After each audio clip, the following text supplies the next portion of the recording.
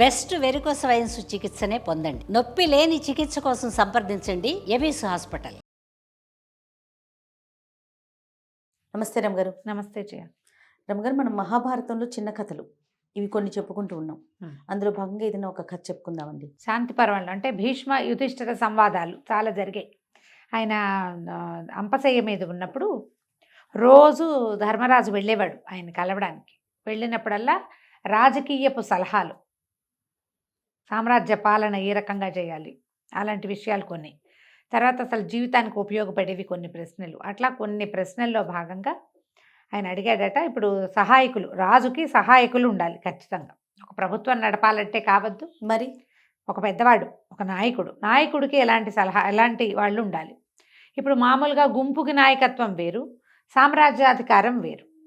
అప్పుడు సహాయకులు సరైన వాళ్ళు, కులీనులైన వాళ్ళు దొరకకపోతే నీచ కులజుల్ని కూడా తీసుకోవచ్చా అని అడిగాడు. అంటే ఈ ప్రశ్నని ఆ కాలపు ప్రశ్న కదా, ఈ కాలానికి మనం ఎట్లా అన్వయించుకోవాలి దాన్ని, ఏమనాలి, మంచి ఎడ్యుకేషన్, చాలా హైలీ ఎడ్యుకేటెడ్ లేకపోతే కొంతమంది మామూలు వాళ్ళని తీసుకునైనా వీళ్ళని ట్రైనింగ్ ఇచ్చి చేసుకోవచ్చా అని అడిగినట్టు. ఫ్రెషర్ని తీసుకుని ట్రైనింగ్ ఇస్తాం కదా, అవును, ఎక్స్పీరియన్స్ లేకపోతే ఫ్రెషర్ని తీసుకోవచ్చా లాంటి క్వశ్చన్గా భావించాలి దీన్ని. అగ్రకులజులు అంటే ఉత్తమ కులజ సంజాతులు లేకపోతే నీచ కులజుల్ని తీసుకోవచ్చా అని అడిగాడు. చెప్పా కదా, కులం అంటే ఇలా తీసుకోకూడదు, మన కులం కాదు, కమ్యూనిటీ కాదు, వాడి తాలూకు educational qualification, highly qualified, highly experienced లేకపోతే సుమారైన క్వాలిఫికేషన్ ఉండి కొంచెం ఫ్రెషర్ని తీసుకుని వాడినితో పెట్టుకుని నడిపించచ్చా అంటే నడపద్దు అని చెప్పాడట భీష్ముడు. అట్లా నడపద్దు. ఒక ఇంత పెద్ద పాత్ర వహించాలి ఒకడు, ఇంత పెద్ద పాత్రని ఏమనాలి, నడిపించాలి కథ. దానికి ఎవరినో తెచ్చి కూర్చోబెట్టకూడదు, అది ఎవడు చేయాలో వాడి కావాలంటే వెయిట్, అర్హుడికి మాత్రమే ఇవ్వాలి, అంతేనండి, వెయిట్ చేయాలి కానీ కూర్చోబెట్టకూడదు. దానికి ఉదాహరణగా ఒక కథ చెప్పారు. పూర్వం అడవిలో ఒక ముని ఉండేవారట. ఈయన పళ్ళు తింటూ, కందమూలాదులు ఏమైనా తింటూ, ఆకులు అలములు అలాంటివే తింటూ తపస్సు చేసుకుంటూ ఉండేవారు. ఈ అడవిలోకి ఎట్టా వచ్చిందో ఒక కుక్క పిల్ల వచ్చింది.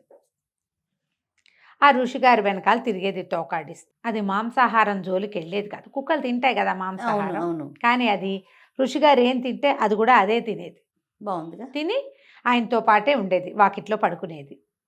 ఆయన ఏదైనా పండు కాయ కోసుకోవడానికి నదికి స్నానానికి వెళ్ళి ఆయన వెనకాల వెళ్ళి గట్టు మీద కూర్చుని శ్రద్ధగా ఆయన చేసేవి చూసి ఆయన వెనకాల పడి మళ్ళీ వెనక్కి తిరిగి వచ్చేది. మామూలుగా కుక్కలకి అలా కంట్రోల్డ్గా ఉండటం ఎప్పుడు అలవాటు అవుతుంది, యజమాని మీద అత్యంత భక్తి విశ్వాసాలు తాత్పర్యాలు అవి ఉంటే, లేకపోతే కుక్కలు మీద పడిపోతూ ఉంటాయి. అవును, మీద పడతాయి, నాకేస్తూ ఉంటాయి, కాళ్ళకు అడ్డం పడతాయి. అట్లా కాకుండా ఒక సేవకుడిగా వెనకాల వచ్చి ఆయన చేసేది చూసి మనిషిలాగానే ప్రవర్తించేది కుక్క, బుద్ధిగా ఉండేది దాని వరకు అది. అయితే కొంతకాలం అయ్యాక ఒకరోజు ఆయన మునిగారు లోపల కూర్చుని తపస్సు ధ్యానం చేసుకుంటుంటే, అది ఆయన ధ్యానం చేస్తుంటే వాకిట్లో కూర్చునేది కుక్క. ఒక చిరుతపులి వచ్చిందట అక్కడికి. దానికి ఆహారం దొరకాలి. ఈ చిరుతపుల్లు కుక్కల్ని తింటాయి. మనం ఇటీవల కాలంలో చిరుతపుల్లిని ఎదిరించిన కుక్క అని ఇలాంటివి కొన్ని వీడియోలు కూడా చూసాం, సోషల్ మీడియాలో చాలా వైరల్ అయినాయి. ఈ కుక్క వెనకాల పడింది చిరుతపులి. అది ఆశ్రమం చుట్టూతా 2 రౌండ్లు కొట్టి చివరికి వగరుస్తూ దుఃఖంతో బాధతో మునిగారి దగ్గరికి పరిగెత్తింది, చిరుతపులి నుంచి రక్షించమని. మరి ఎట్లా? ఇప్పుడు ఈ కుక్కకి ఏ బలం ఇస్తే అది చిరుతపులిని ఎదిరించగలదు? పైగా అది మాంసాహారి కాదు, తిరగబడి పళ్ళు చూపించడం కూడా దానికి రాదు. అది మునిగారి వెనకాలండి అటా పోయి ఇటా వచ్చి రావడం అదే అలవాటైంది, పళ్ళు కందమూలాలు తింటుంది. సరే, ఈయన ఏమనుకున్నాడు, ఈయన చాలా కాలంగా తపస్సు చేస్తున్నారు కదా, శక్తియుక్తులు ఉన్నాయి ఆయనకి, ఏమంటారు తపశ్శక్తి ఉంది. సరే, కుక్కకి అభయం ఇచ్చి నువ్వు కంగారు పడకు అని చెప్పి దాని మీద మంత్రజలం చల్లి దాన్ని చిరుతపులిగా మార్చారు. ఇక నీకు భయం లేదు, చిరుతపులి అత్యంతగా ఇంకా దీని మీద పడి తిందు, భయం లేదు. ఓకే, సరే చిరుతపులిగా మార్చేశారు కదా. కుక్క చూసుకుంది తన శరీరం, తన తోక చిరుతపుల్లాగానే అది తోక నేల మీద కొట్టడము అవన్నీ తెలిసినాయి దానికి. అంతకుముందు చిరుతపుల్లిని చూసింది కదా, దాని జెస్చర్స్ అని నేర్చేసుకుంది. ఇక నిర్భయంగా అడవిలో తిరగటం మొదలుపెట్టింది.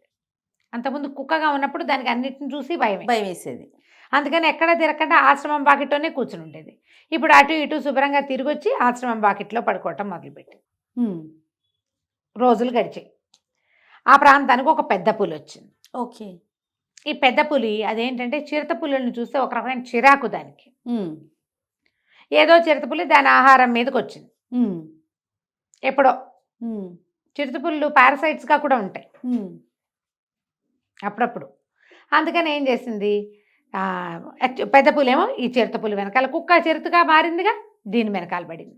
పడేసరికల్లా ఇది మళ్ళీ ఆశ్రమం దగ్గరికి పరిగెత్తుకుంటూ వచ్చింది, నాలుగు వెళ్ళాడేసుకుని.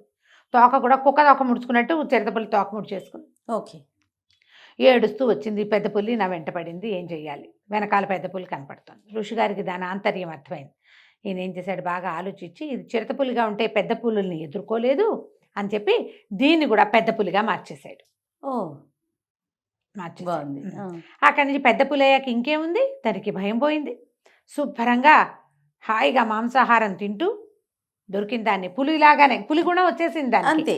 వేటాడుకుంటూ బ్రహ్మాండంగా వేటలు అవి ఆడుతూ బాగా తిని మదించి, కానీ వచ్చి ఆశ్రమం వాకిట్లోనే పడుకునేది.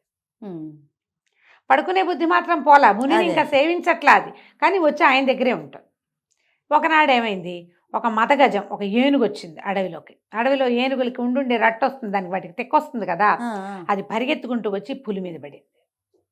పెద్ద పులి పరిగెత్తుకుంటూ వచ్చింది, కుక్క పెద్ద పులి. మళ్ళీ వచ్చి గురువుగారి దగ్గర నుంచి, గురువుగారు ఏం చేశాడు, ఈసారి దీన్ని కూడా ఏనుగుగా మార్చేశాడు. ఏనుగు ఇంకా ఏనుగు వెనకాల ఏం పడుతుంది, అంతేగా, ఏనుగుగా తింటూ చెట్ల కొమ్మలు అవి ఇవి విరుచుకుని తింటూ తిరగటం మొదలుపెట్టింది. కొన్ని రోజులు గడిచి ఏనుగుగా ఉన్నా కూడా అది వచ్చి వాకిట్లోనే కూర్చునేది. ఋషిగారి వాకిట్లోనే కూర్చున్నది ఆశ్రమం బయట. ఓకే. ఇంకా కొన్ని రోజులు గడిచాయి.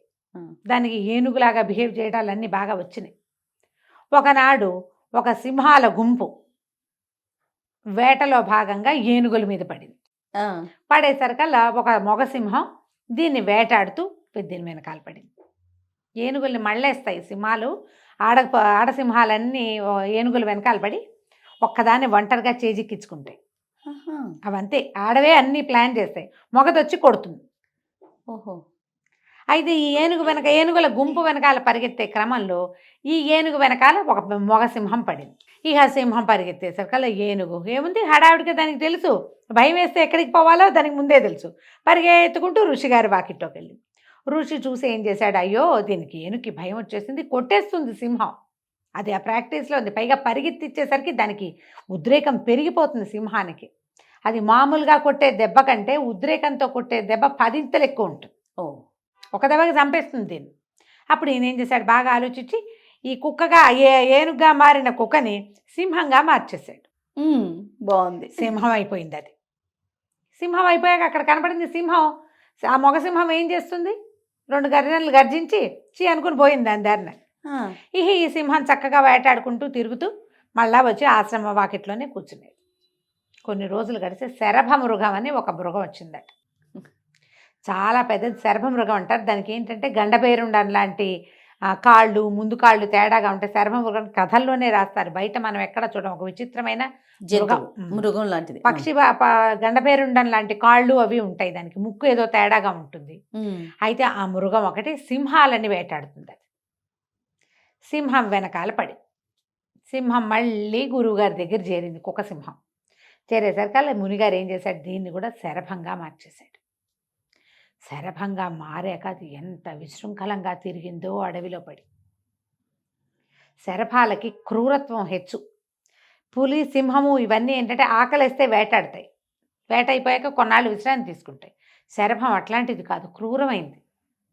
అయితే ఈ శరభ మృగం ఏం ఆలోచించిందంటే, కుక్క శరభంగా మారి ఎన్నో జంతువులు కొట్టాక దానికి అనిపించిందిట, మన గురువుగారు నన్ను ఇట్ట మార్చాడు, రేపొద్దున ఇంకో సింహాన్ని శరభంగా మార్చి నా మీద వదిలిపెడితే ఎవరైనా వెళ్తే ఆయన మార్చేస్తాడు, దాన్ని అలాగే కదా చేశాడు. కాబట్టి మనం ఓ పని చేద్దాం, గురువుగారిని చంపేస్తే పీడబోతుంది, ఇక ఎవ్వరూ నాలాగా మారరు, నేను హాయిగా ఈ అద్భుతమైన శరీరంలో ఉండొచ్చు అనుకొని ఆశ్రమం వాకిట్లో కూర్చున్నది కాస్త లేచి గురువుగారి మీదకి లంఘించింది. ఎప్పుడైతే గురువుగారికి దాని ఇంటెన్షన్స్ తెలుసు, ముందు నుంచి అది పరిగెత్తుకొచ్చినప్పుడల్లా దాని భయం ఏమిటో, దాన్ని ఎవరు వెంబడబడ్డారో తెలుసుకున్నాడు ఆయన దాని మొహం చూసి. ఇప్పుడు తెలుసుకోడు, ఇప్పుడు తెలుసుకుంటాడు. ఆయన ఏం చేశాడు, మంత్రజలం తీసి మీద తెల్లి కుక్కని చేశాడు దాన్ని. మళ్ళీ నేను నీకు ఇన్ని రకాలుగా రక్షణ ఇచ్చినా కూడా నీ బుద్ధి పోగొట్టుకోలేదు నువ్వు. అంతేగా. నీ బుద్ధి మారలా, సెల్ఫిష్ గుణం పోలేదు నీకు. పైగా జంతువుగా మారాక దాని గుణాలు కూడా తీసుకున్నావు నువ్వు. ఆ వాకిట్లో పడుకోవడం ఒకటే ఉంచుకున్నావు, మిగిలినవన్నీ పోయినాయి నీకు. విశ్వాసం అనేది కుక్క జారుకు జీవలక్షణం. అవును. అది అసలు లేదు నీ దగ్గర అని చెప్పి కుక్కగా మార్చేసి ఆ కుక్కని తన ఆశ్రమం చుట్టుపక్కల నుంచి తరిమేశాడు. ఇంకోసారి ఇక్కడికి అడుగు పెట్టద్దు అని భయపెట్టి పంపించేశాడు. ఈ కథ భీష్మ పితామహులు యుధిష్ఠిరుడికి అంటే ధర్మరాజుకు చెప్పారు. నువ్వు చిన్నదాన్ని తెచ్చి ఎంత పెద్దని చేసినా దాని బుద్ధి మారదు. దాని బుద్ధి మారదు, దాని లెవెల్ మారదు. ఇప్పటి లెక్క ఏంటంటే నువ్వు ఆ మామూలు వాడిని ఎవరి మీదైనా పగ సాధించడానికో, నీకు అత్యవసరానికో, మన రెండో మనిషి లేకో, వేరే చారా లేకో కనుక మామూలు వాడిని కనుక ఒక హై లెవెల్ జాబ్లో కూర్చోబెడితే, హై ప్రొఫైల్ దాంట్లో కూర్చోబెడితే వాళ్ళు అందులో ఫిట్ అవ్వరు. అంతే. ఎక్కడో ఓ చోట తమ ఒరిజినాలిటీ బయటపడిపోతుంది. ఇప్పుడు మనం చూడు, చాలామంది ఫేక్ సర్టిఫికెట్లు పెట్టి ఉద్యోగాలు తీసుకుంటారు, వర్క్ చేయలేకపోతారు. అంత వర్త్ లేదు కదా వాళ్ళకి. ఎందుకంటే బేసిక్స్ నుంచి నేర్చుకున్నది వేరు, కాగితం పెట్టి చేరింది ఎప్పుడూ వేరుగా ఉంటుంది.